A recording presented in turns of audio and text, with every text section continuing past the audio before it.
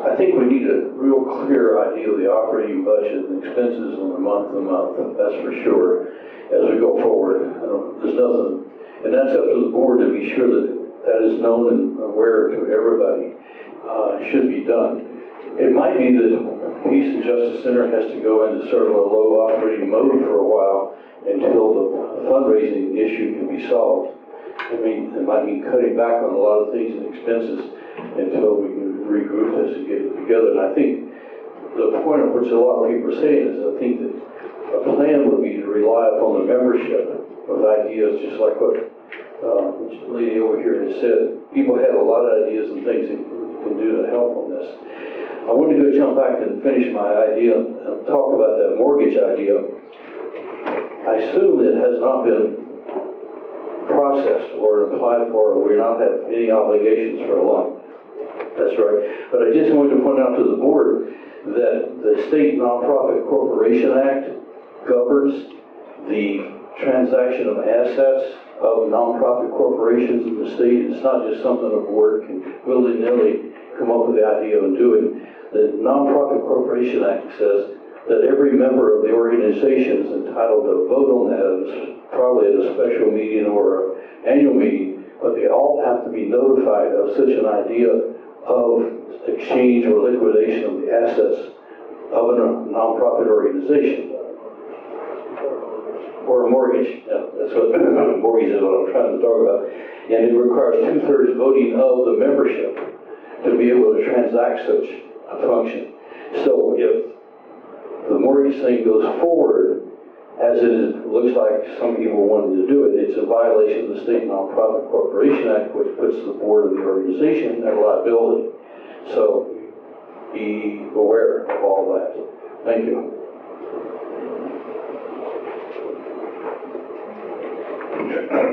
I'm Charles Powell. My main organization is Veterans for Peace. I've been a member here for a long time, and Veterans for Peace is a Pajola member. I want to point out a difference. In recent years, I've received periodic appeal letters from the Albuquerque Center for Peace and Justice asking for donation because of financial difficulties. That's quite different from the way it used to be, where annually I receive a notice that my membership was about to were due. And I think that is a problem.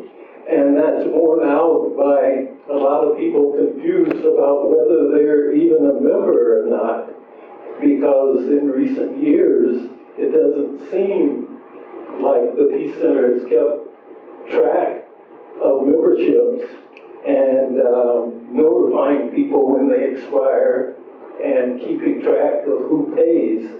And that would help solve the problem if we went back to that, where we kept track of memberships in a formal way and each year remind people when their membership is due.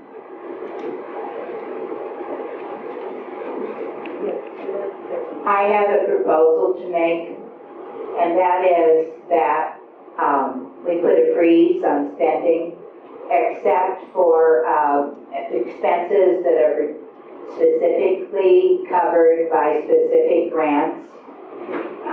So we don't, get into a position of lack of trust with funders. That we go back to only spending for the very basics, talking about water, trash, whatever, electricity, and there needs to be some kind of financial oversight, I believe, at this point for the Peace Center, and I think it needs to be someone not paid. So I would suggest a fiscally strong nonprofit be appealed to to oversee the Peace Center for a while until the Peace Center gets back on its feet.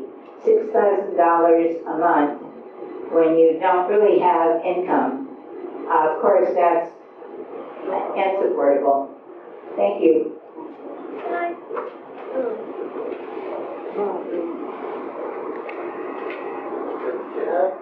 This is probably pie in the sky, but some of you here probably know the Off Center nonprofit that uses art to work with homeless people, people with mental difficulties, and so on. About 5 years ago, my daughter was president of the board. She was in her second or maybe third term as president of the board. And Off Center found itself in a hole financially. And they even put out the word that they were going to have to dissolve the project because they couldn't afford it, which upset a lot of people. My daughter said, I will become the executive director for a year at a salary of $1 per year. She did that. She worked probably 24/7 that year. She worked really hard. But Off Center is flourishing now. And maybe there's one or two people from the old membership list that are retired or whatever, and would be willing to co-share on a volunteer basis for a year, the executive director, with the idea of solving problems. I don't know. And we have a question from Zoom, then back to the room, then Tonya, and then Bill Stark. Okay, this one's from Gillen Curley. I think a lot of this has been asked already, but was the mortgage taken out and the grant received after the February meeting? If not, is the MFA grant still available? I didn't see anything on its website, and is it still under consideration? Tony, you want to answer that?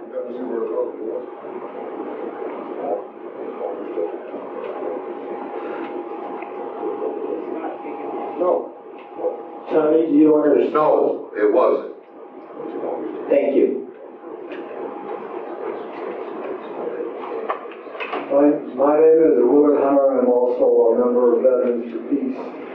Partially in response to what Charles was talking about, 7 or 8 years ago, I got involved with the Peace Center to exactly what Charles was talking about.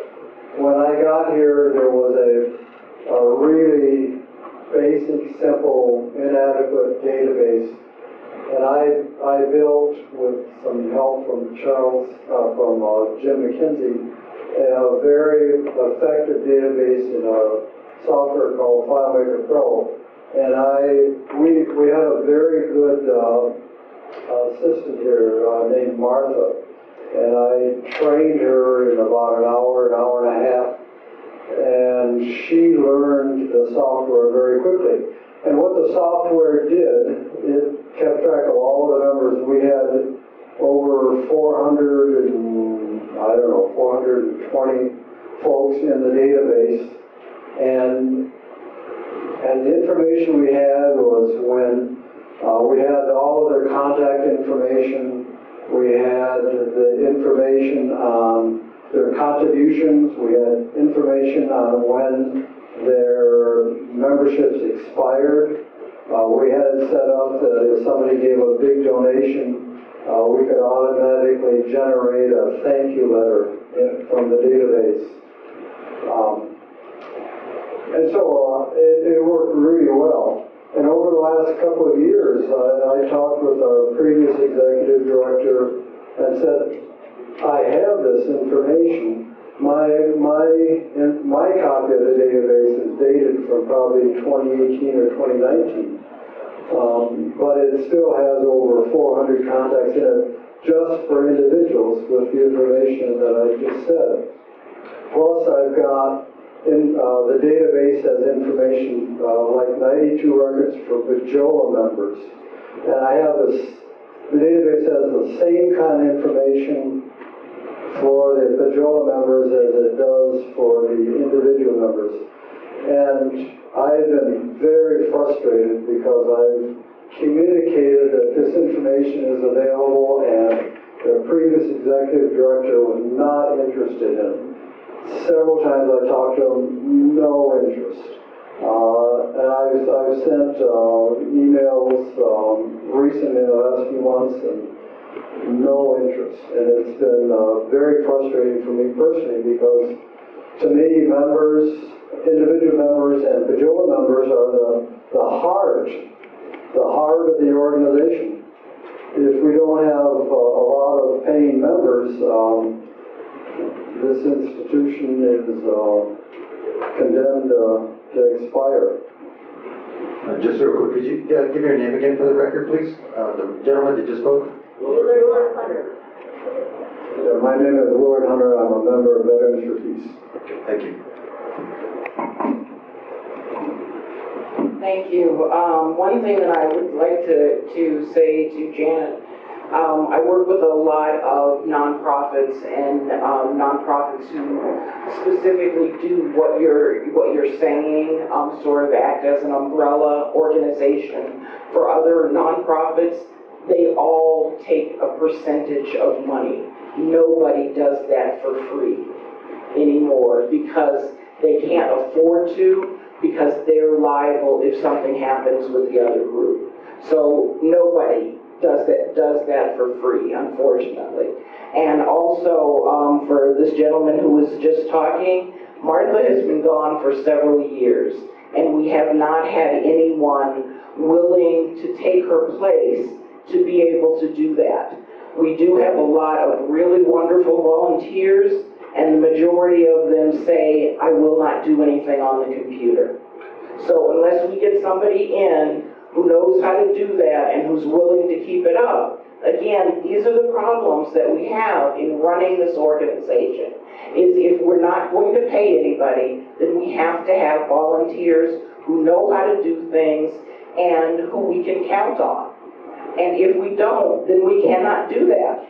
What you're talking about is wonderful, but if nobody here currently knows how to run that program, and if there's a monthly cost for that program, what are we going to do? We don't have the ability to do that. Thank you. So I am Cecilia, and I did work here for a number of years. I was a co-coordinator from 2003 to 2010. And I volunteer before that and after that. And I still kind of come this time to water the tree in the corner. But, so you have no volunteers that will be willing to work on the computer. I understand that, but I understand also that there are a lot of interns. I have been hearing that there are a lot of interns working here. So that would be a task for an intern, right? Then the other thing that I wanted to say was members of the Peace Center did give money. Cecilia Chavez Beltran. Members of the center did give money when there were programs that the members were interested in, when there were programs that were aligned with the vision of the Peace Center of working for social justice with the community, right? And that is what members give their membership money for, specifically. And the other thing is that I would like us to go back to Jean's proposal of having the audit, is that how you say it? No. Perfecto. That word, of having that, and maybe concentrating on asking specifically for money to do that, so then we can start clean, right?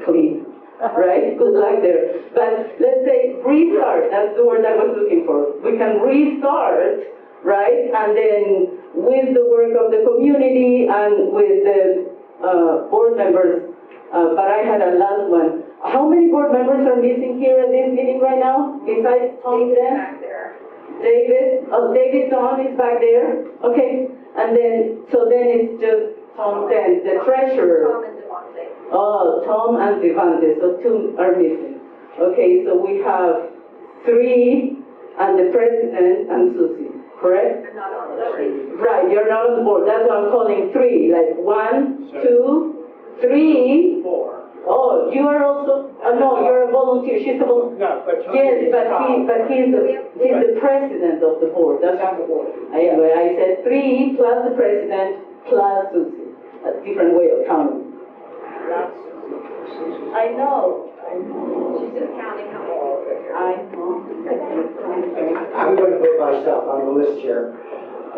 And Tony, you're right, but there's a compounded problem. If we don't have access to the past membership to recruit them to do things, and if we ignore the efforts to help with that, which Willard said happened over the past year, then it's just a self-eating proposal. And I So we need agree with you to, totally. Find us somebody who will do that. so we need to, number one, be able to access and see what we have to recruit people and not drop it if nobody presently is able to, or willing to do it.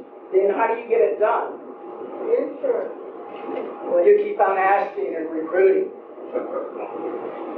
I've got several things. I'd like to revisit the topic that I talked about just a little while ago. For the board specifically, I'm hoping that you will reconsider becoming a consensus group, because I don't really see those Robert's Rules of Order working.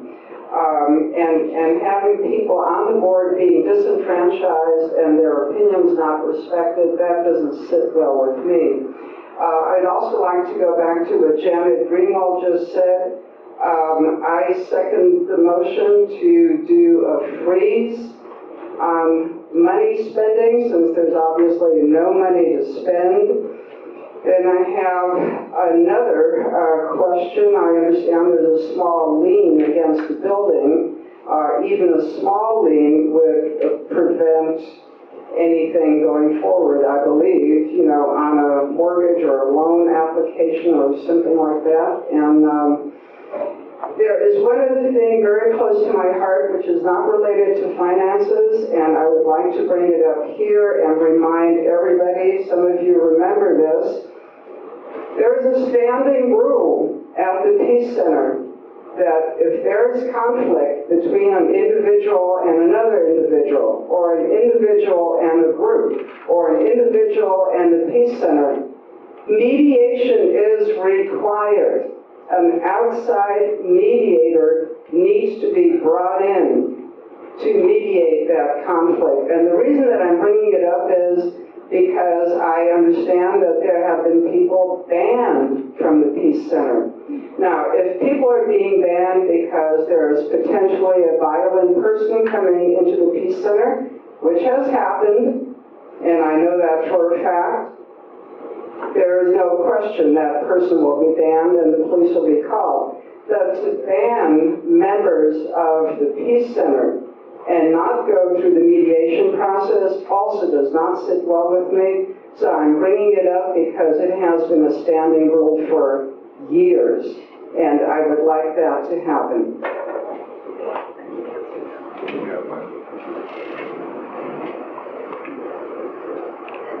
So to address that, and I know the person that you're referring to, and that person has had conflict with, and I am not on camera. One person. Okay, I just know the one person that we've talked about, and in my time here, nobody has been banned. Have there been people who've had issues talking to one another? Yes.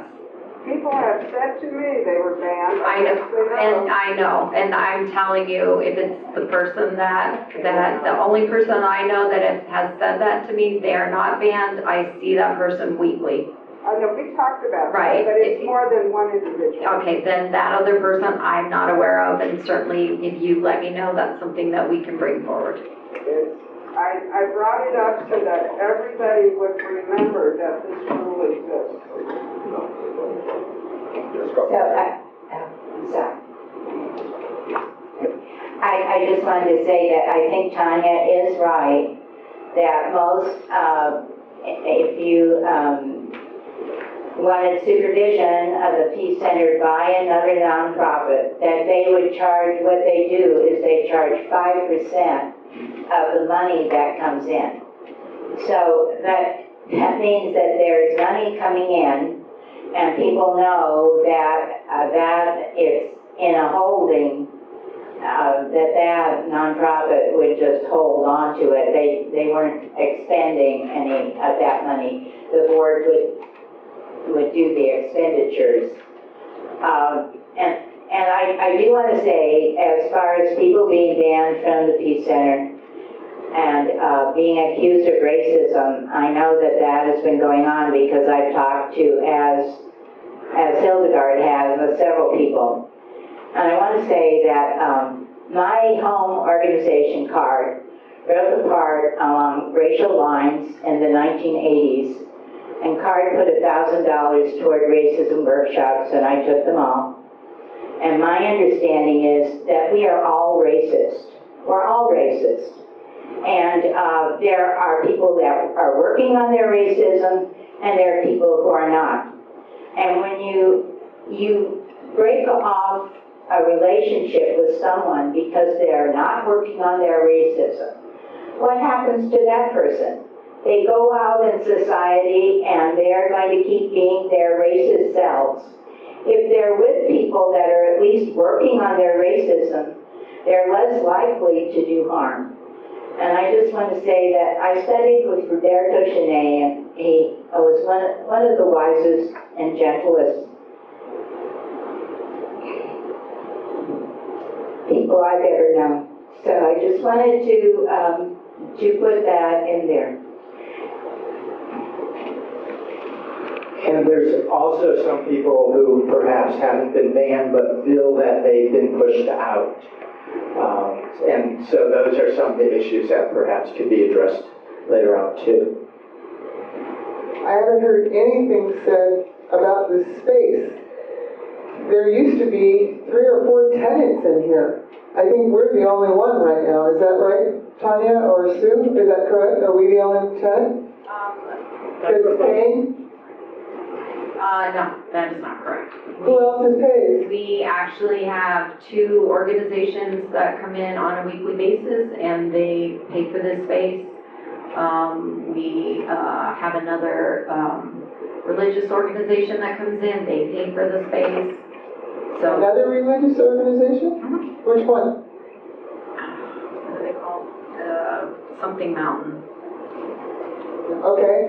And what about advertising to rent this space, for parties, for events? My gosh, it's a huge space. I mean, there's something to be said to try to do some fundraising, and this is sitting here right now, and I agree with what, I just lost her name, and she moved, who spoke last? Janet, thank you, Janet and Hildegard just said, about putting the freeze on, but you could be doing something to, generate some other income. We do. We have a couple of organizations that have had parties and workshops here. We have a couple of events that will be coming up in the next couple of months. We also have yoga and meditation classes here, so we do have people here. And I think the idea is doing more. Right. And what can we do to advertise and bring in more and let people know that the space is available? You can get an executive director, so I'm not the only one here. Yeah. That's not a task.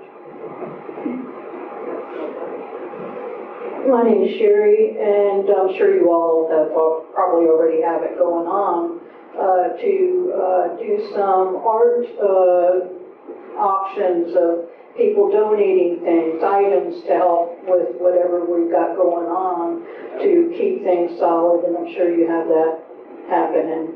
We've done all of these things, it's not enough. Well, we just keep doing it. How do you pay the bills? So, I know this isn't an action meeting for the board to take any particular action, But do we have any response about the suggestion that's come 2-3 times about having a, audit? That's something we would discuss with the board. I'll bring up to the board, we have a discussion on that. I don't think you guys even need to vote on that. I mean, I think all it takes is one board member to call for a forensic audit. That was what we heard from an accountant friend, I believe. So, you know, I mean, we can check and see if that's true, but, I think it was the accountant that told us that, that it just takes one board member to call for it. Or else it was somebody at a bank or something. I'll see if I can figure out where we found that out. I'd like to go, Willard Hunter, I'd like to go back to something we talked about earlier. Susie, you said that you'd gotten grants for, I think, $60,000 and $40,000. Can you tell us the disposition of where that money went?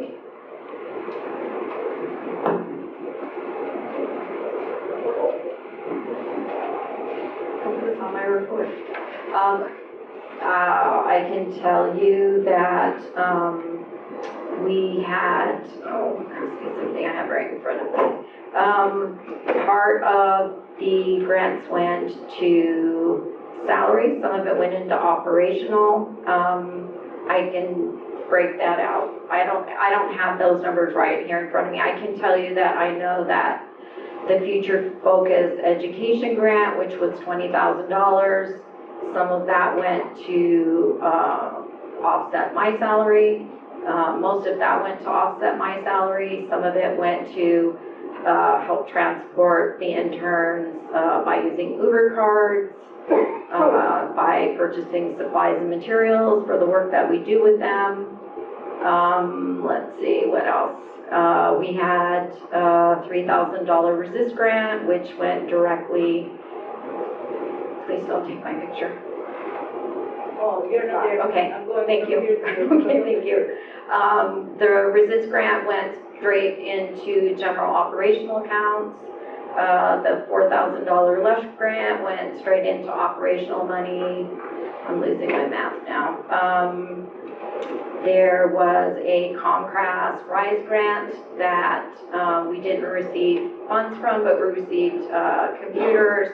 We had our internet offset. Let's see, and the donations all went into operational funds, obviously, because that's where those were required to go to. Is there any money left? Yes. The question was there any money left? And Yes. the answer was yes. Yes. Oh, thank you. I did say it no more. I thought I just said it in my head.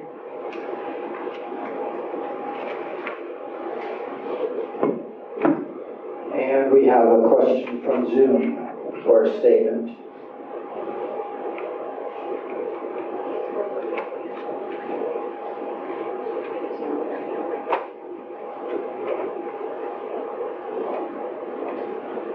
I think Yes, we do. Lydia, from Center on Conscience and War.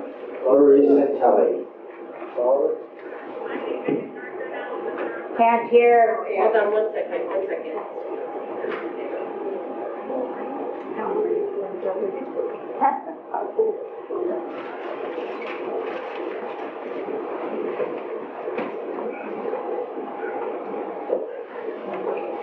Okay, go for it, Lydia. Thank you.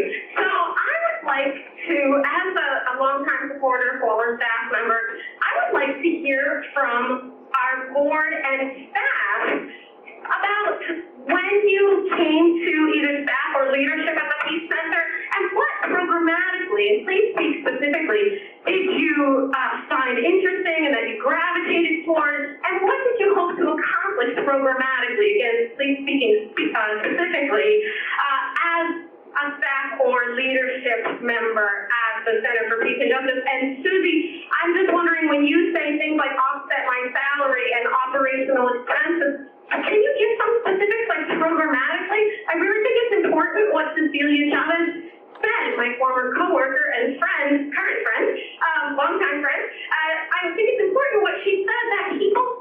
engaged and people give when they see the center reflecting their values and the programs that are occurring there reflecting their values. So, you know, what's the mission right now as y'all see it, as staff and board members, leadership, and, you know, what drew you? What were the programs that were happening that drew you there in the first place, please? Perhaps we could start with the board.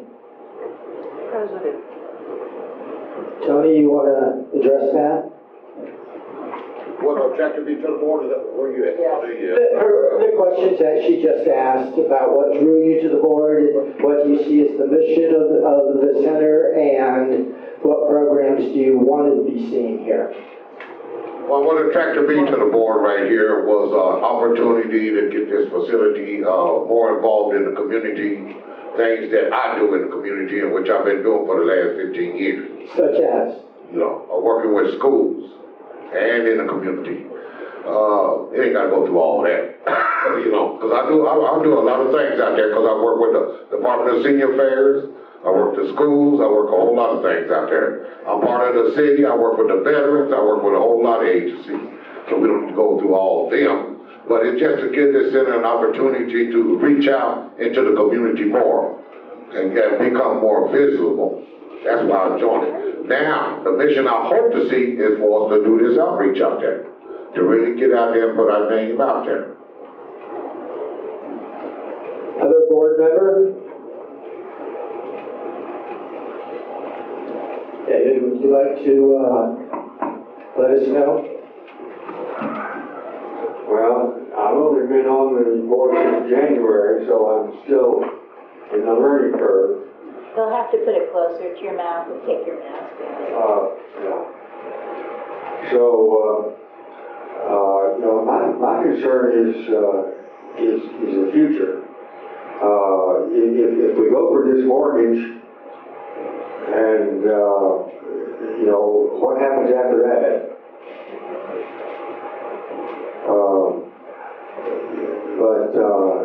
Beyond that, I'm interested primarily in the public service. What can this organization do to serve the community? And I think if we can make it through the end of the year, I think that'd be a big plus. And Dar, we're coming to you as a board member. I missed just the introduction. It's what drew you to the board, what do you see the mission of the Center for Peace and Justice, and what programs do you want to see going on here? If I'm paraphrasing Maria correctly. Okay. Well, I'll just reiterate, my name is Dar Diaz. I've been a board member since last November. It was Jim Harvey specifically who brought me on, and because I have, in the short time that I knew him, I developed a tremendous amount of respect for him, and just the history and the things that he'd seen in his experience. I appreciate it a lot. So he actually kind of talked me into this. If I'm very honest with you, policy making is not my forte. I'm really a logistics guy, and so I you know, you ask me if you need tables, chairs, hauled, you know, sound, I do that. I love doing that kind of stuff. But brainstorming policy is not something that I get excited about or anything like that. As far as what I see, I mentioned that I was against the mortgage. I didn't say specifically why. I'll just briefly state that, and I look at this issue in the same way that I live my life, which is when things are tough, that's the time to consolidate, right? That's not the time to expand. And you consolidate your resources, and then you start to build strength from that.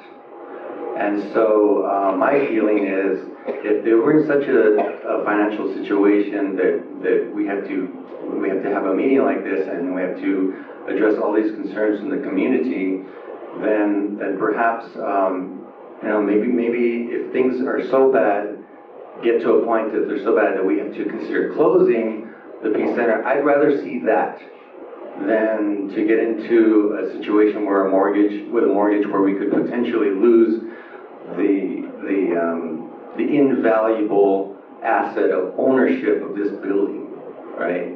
If we have to close the doors and come back at a later date, organize during the time of closure and organize something to reopen those doors, I'd rather see that. I really would rather see that happen.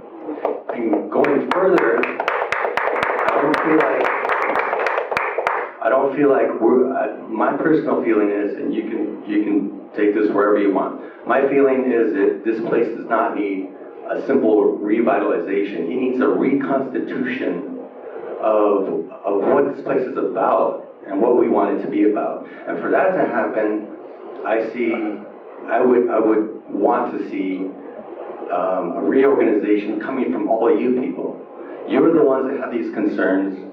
I haven't been around that long. A lot of you folks have been around a lot longer than I have and have history, and you know, like, things like I didn't know about this rule that you had brought up about, what did you call it? Mediation. Yes. A lot of you folks have that knowledge and those kind of treasures that worked in the past, right? So that's my personal feeling. I would want to see an entire reconstitution of the foundations and the values of this place. And for that to happen, that has to come from you all, from the dedicated people of you who are still here after, almost 2 hours of sitting here, going back and forth on these issues. And I think that's why we're here. Yeah. And could you pass the mic? Yeah, Maria just asked if that was Dar. This is Rowan. I'm a born and bred British socialist. I strongly believe that you've got to be part of something rather than outside of it, looking in and criticizing or complaining. I am new to the centre, but I know many people that have been involved with the centre over quite a few years. And I've always wanted to be involved, I just haven't put myself out there, so I'm very glad that I'm part of it now. And I'm sort of the secretary, and I apologise for the crap minutes. I'm doing my best. Thank you, Doug. And then we can pass the mic down to Susie. Maria has to. Wondering programmatically, I think, most people kind of said they didn't really know what was going on. The last person who spoke, I'm sorry, I don't know your name, it sounds like you are familiar with the Peace and Justice Center for the last 20 years, you mentioned. Can you talk programmatically what drew you to the center, like what programs and what you felt like you wanted to see continue and what you were in support of, like programmatic work that the center was doing? Are you able to speak specifically to that, please? What did she say? I'm sorry, I would love to be able to. I was very tangentially involved in the Peace and Justice Centre. I'm not aware of direct programs.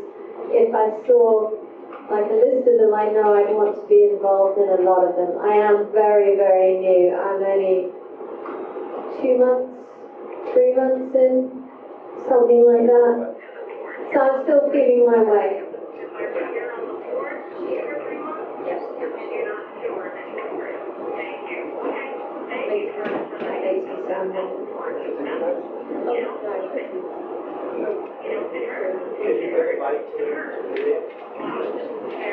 Could you put the mic over?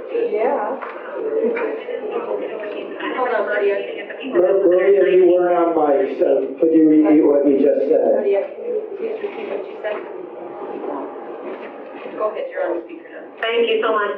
Yeah, thank you. I don't want to interrupt the flow. I still want to hear from other staff and board members that are there, but that's like a gut punch. You know what I mean? I don't know the folks in the room are feeling that, but for me, that's a gut punch. I had my first meeting at the Center for Peace and Justice in 1996. I had just graduated college.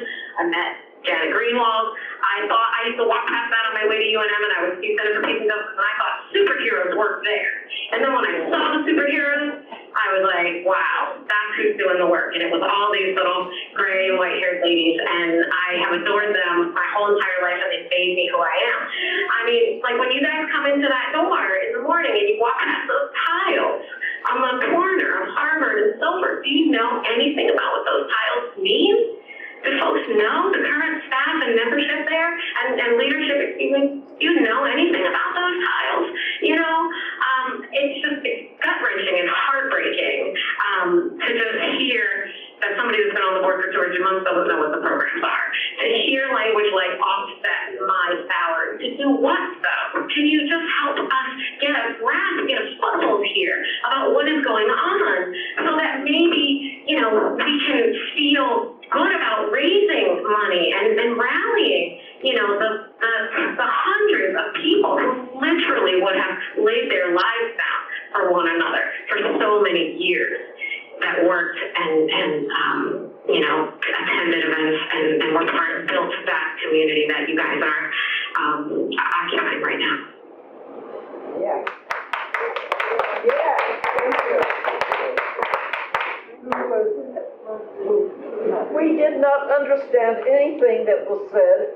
If we're doing a telephone report, they must be informed how to use it. That's the best we could do with the telephone. Well, then somebody needs to translate for us. Can you paraphrase it, Maggie? Some people can't hear, and make out with clarity what's being said through the telephone into the speaker. Paraphrase what Maria said for them. Here, I'll tell you what Maria said, I think in a few words. I think Maria is talking about passion. She was talking about what it was that brought her to the Peace Center and to be part of it and eventually get paid. I think that she was talking about like how she could see the figures that were pushing the Peace Center to become what it is or what it was, and that was very inspiring to her. I think that's what she was saying. Am I right? Yeah. Anything missing? Yes, as a program. There you go. She was saying, to me, she was. We have somebody over here, then over here. Wait, we need to hear from Susie. Oh, I'm sorry. Yeah.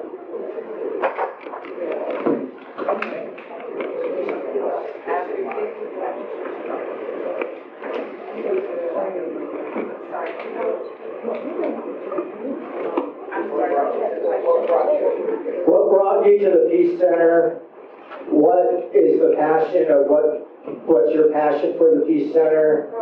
What programs do you like to see here?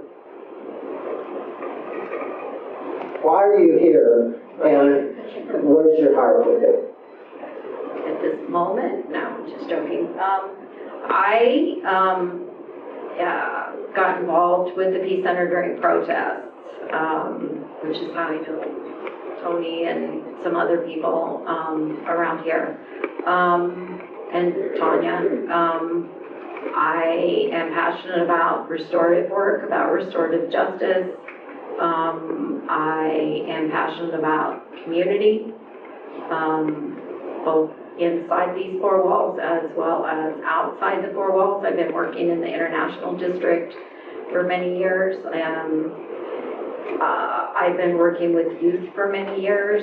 And one of the conversations that I had with the board was about, you know, as we emerge out of COVID and try to rebuild, about, you know, rebuilding with engagement from UNM and from the internship programs that we have with the high schoolers, so that when you all are ready to pass the torch, we have, you know, restorative-minded young people who are ready to pick up that torch and carry it forward. That's why I'm here. And do you want to, like, give an example of a program? Like a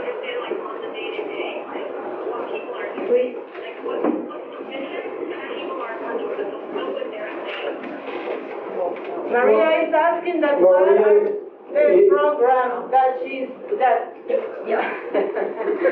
Maria is asking, what kind of programs specifically are you working on? Can you actually name the programs, please? Yes, we're working, well, Tanya, do you want to talk about the FFE program? I think the person is free. Well, Tanya and I work on this program together. I have high school interns that are learning about restorative justice and social justice and community and passion and compassion in the community. They work with the volunteers in the Peace Cafe. They go out in the community and serve lunches. They are all restorative justice trained mediators. And this is the third semester that I will have two of the young people, and we've actually been asked to go into the schools and do restorative justice work, restorative practices within the schools, both the youth and myself doing talking circles. That's one piece. That's one thing. And I've been informed that we have about 8 more minutes on the Zoom link, but we can still be going on here. I don't think so. I think we're gonna shut it down at 4. Hello, my name is We're staying here. Catherine, You stay all you want. and I was drawn to this place We're shut because down. I used to walk by and wonder why there was bread in a bag on the ground. And then I just came in one day. So I go to church here and I've been to all kinds of different activities. One of my favorite was the Sierra Club. And I want to say that I have saved a bunch of the old newsletters. And there might be other people that did too, if people need help finding old information about all the programs that were here when Sue was running this place. And it might be helpful if we started suggestion box, so all the people that were here in the past that understand different programs they've been to here can put something in the box for the board. And it sounds like a lot of the people on the board are pretty new. And so thank you, Dar, and like your point of view. And that's about all I have to add right now. And thank you for the food line at Peace Cafe.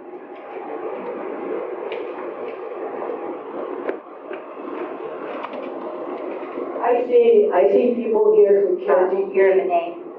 Oh, I'm Molly, and I see people here who care deeply about the Peace Center. I see the founders. I see people who have a passion for this place.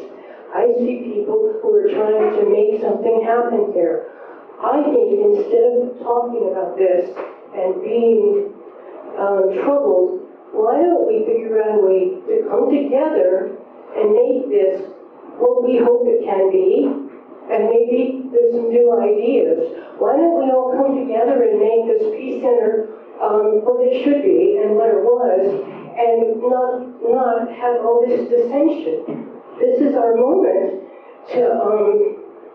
to become something great, and we can all work together, and I think that's where we should be going with this meeting. What's the status of the 501, Hilton Garrett again. What's the status of the 501c3 right now? And I have a second question. But first I want to find out about the 501c3. We have, Microphone, please. sorry, I haven't figured it out. We have two of the three 990s that we need to finish completing and uploading, and I will have the third one next week, so we'll get them uploaded and get compliant. Okay, how long has the 501c3 been in bad standing with the state? It's before your time. You mean the Secretary of State's office? The Secretary I don't know, of State. it's in good standing now. I took care of that. I still have to upload some of the numbers, but everything's been updated and we are in good standing. Okay, thank you for doing that. It is not your job, and we know that. That is a board job. Thank you all for pointing it out. So Yeah. I thought it had been done, so it's done now. Okay. I have a second question to ask, and I'm actually hesitant to ask it because Sally Alice is in the room. But I'd like to know whether or not anybody thought about Chapter 11 at any point on the board.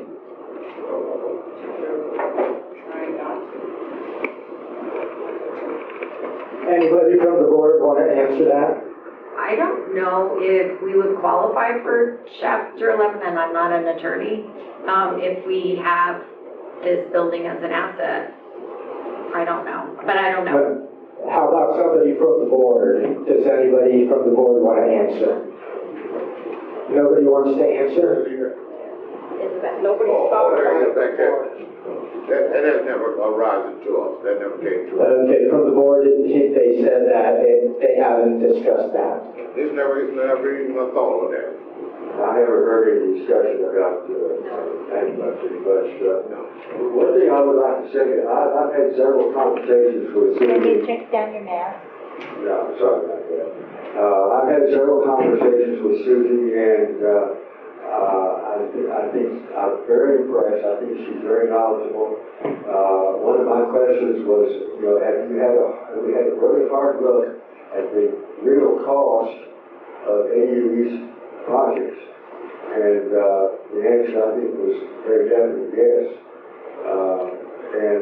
So one of my things is I'm intrigued with the idea of trying to make it through to the end of the year.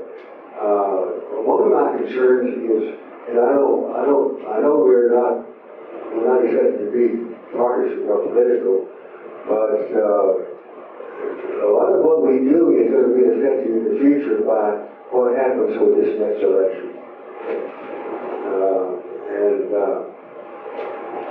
That's my main concern. But I'm really very confident in Susie's capability, and I'm also very impressed with the patience, with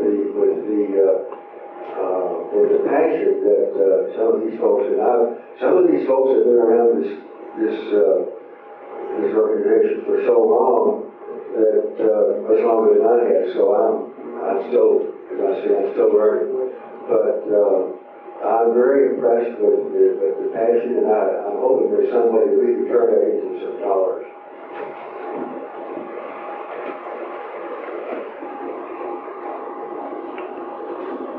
Thank you, Larry. Bob Anderson again. I just want to suggest to the board what we need as a community of supporters. You could call us probably friends of the Peace and Justice Center or members or whatever.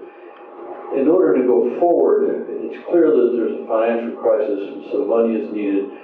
What I think the public needs in order to be able to take up the idea of fundraising and helping out is a clear sort of bare bones structured report or a plan for how much money is needed right now in order to keep going, and put that on the website so that people can look at it.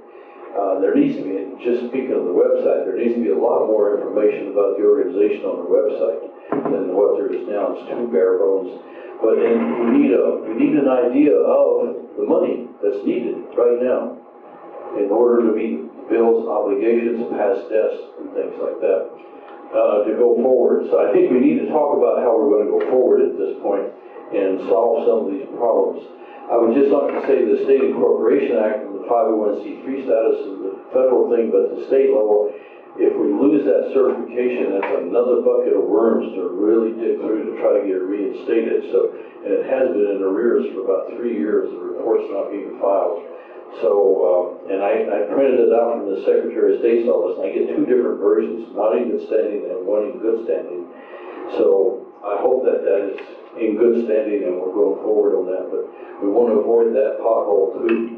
If we can avoid that, that's a bad one. Jane? I wanted to ask the board, and I'm gonna kind of put you on the spot, but I'd like to hear how you feel about us not really having a budget. I mean, the budget that was put up there is not current, apparently, or not viable. And as board members, I'm wondering how you feel about that. Tony, would you like to address that? Budget? I don't know. and Tony says he's not familiar with the budget. Any other board member? No, we never made the budget, it never came across the door. Okay, and that, they say they haven't seen the budget. And then I guess my follow-up to that would be, if there's anybody who should have access to the budget, it would be you guys. And I think we all deserve access to it too, because we're all stakeholders and we're all very concerned. And in order to see the budget and see what's needed, I mean, even teachers at a school get to see a budget. Everybody gets to see the budget, if it's a public entity. And so, and this is a public nonprofit and we are the stakeholders. So I did want to ask you, and so it sounds like you guys haven't seen it, and I imagine, that's something that is uncomfortable for everyone in the room.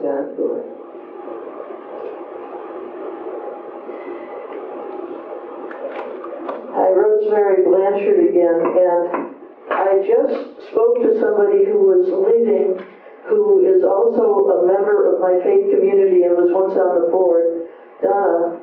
And one of the things she said to me was that when she looked at the records, because I was talking about the next donation, the next support that Albuquerque Friends Meeting is thinking of putting forward for the Peace and Justice Center out of our right sharing funds.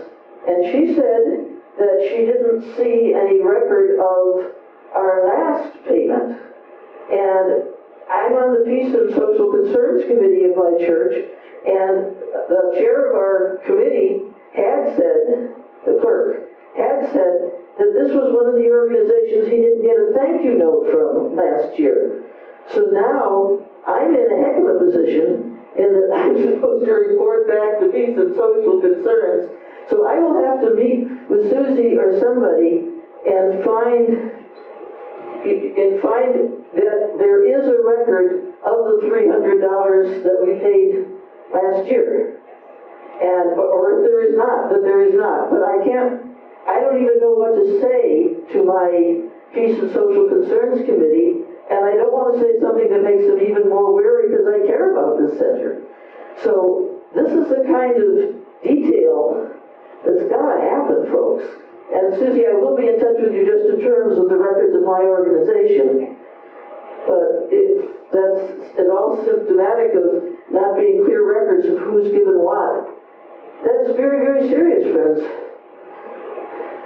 Mimi, your turn. I'm feeling at this point that I don't know specifically much more than I did when I entered this meeting in terms of the actual financial situation. I've heard Susie say it takes $6,000 a month to operate. I've heard somebody else, Sonia, say $1,700 will do it. So I don't know how to evaluate those statements. I think that what I would need to see would be a piece of paper that would say operating costs, $6,000 a month, breaks down to salary, electricity, etc., so that we have a really good picture of why it takes $6,000 a month. And then we could look at what Dar was saying about how to temporarily cut out whatever can be cut out to get down to a more sustainable situation for the present. To me, that seems necessary, and it seems necessary that report would also have to show what are the income, if any, that can be applied to that monthly ongoing obligation. And until I can see that, I don't have a good sense of what we can do, or how we can do it.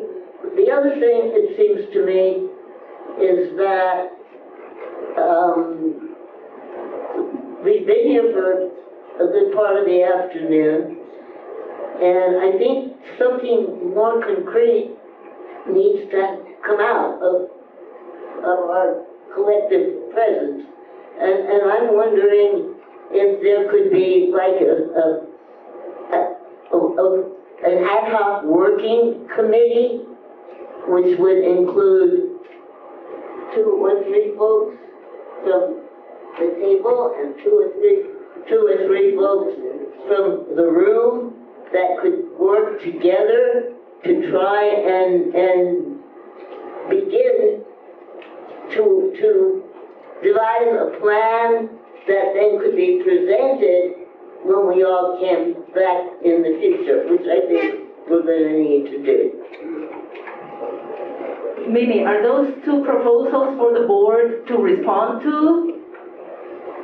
Well, yeah, I mean, yeah, they would certainly have to respond.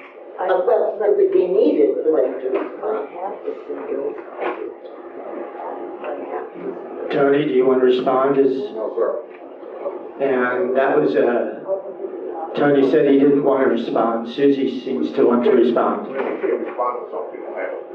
Well, you can respond to saying we want to look at that as a good idea. Got that.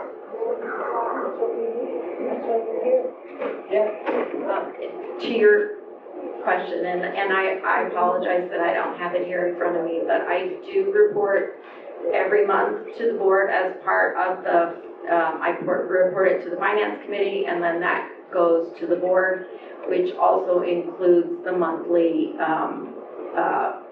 expenditures and revenues. So that's part of the regular monthly that I do. So, and a balance sheet and the bank reconciliation. I guess she's asking to look for who is Yes. I don't have it right here in front of me, and I apologize, but if y'all reach out to me, I'm happy to sit down with you. you email it, please. From the last board meeting? Yeah. The ones you just mentioned that you do have, so that I can give it. Jean? I have a copy of the, which I quoted from before, the financial report from July 31st of 2019. So this would tell you something about what the expenses were in 2019. What we need to know is now. I know, I agree. This will give you kind of a ballpark figure of what it was before the pandemic. I do agree, we need to know it now. But the total expense in, let's see, I had that right in front of me. The total expense in 2019 was $60,000. And it's broken down into different things, payroll and health insurance and things like that. And you know, I'm just kind of pulling a line off of the total expense to tell you. So that was just the $60,000 was the total expense the year before the pandemic. And I would just like to follow up on what Mimi is saying and address this to the board members, that I think that what Mimi's asking for is that information should be on the web and accessible to the members of the organization. We don't have to have a special meeting with the director or get a letter mailed to us or anything. You know, we're not a secret underground organization that's trying to do some clandestine things. And these things should be public to the members. And so what Mimi's asking is a very simple, basic question that needs to be out there for everyone. So I just want to reinforce that and thank her for saying that. Do we have somebody who's willing to update the website? You have interns. Yeah. The interns are assigned to other duties. I think if the call goes out, somebody could probably be found. Interns actually rebuilt the website after it. I need to correct what I said. Armin was looking at the same paper and he said to me, wait a minute, you didn't notice that was for half of the year. So $60,000 expenses for half the year. I want to make sure everybody knows that. But we don't know what that was broken down to.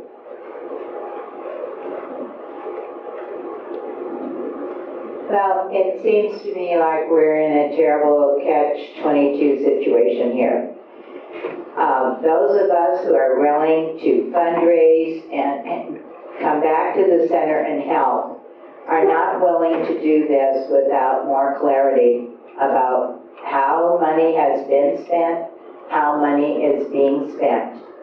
Several people here have suggested that we need to go back to a bare bones budget while we try to recover the funding for the Peace Center. And I am in favor of that. I'm in favor of having another fiscally sound 501c3 oversee the Peace Center for a while so people will have more confidence in fundraising and giving money to the center. You know, I hate to say it, but it just looks like a terrible mess. And it's so hard. Fundraising isn't an easy thing. And it's so hard to think of putting energy into what looks like a black hole at this point. And I think that if we followed Mimi's suggestion, we would make some progress and maybe build some trust in the community. And I appreciate everyone's efforts. It's not that I don't. But it almost seems like, you know, a thumb in the dike when the ocean is overcoming the dike at the moment. And it's just, you know, it's not going to work from my point of view. And I'm here on the sidelines. I'm willing to help, but I have to see clarity and austerity, those two things together, in order to put more of my energy back into the Peace Center. Thank you so much for everyone's efforts and the audience and on the board. I know that everyone is sincere and is trying to do their best. Thank you.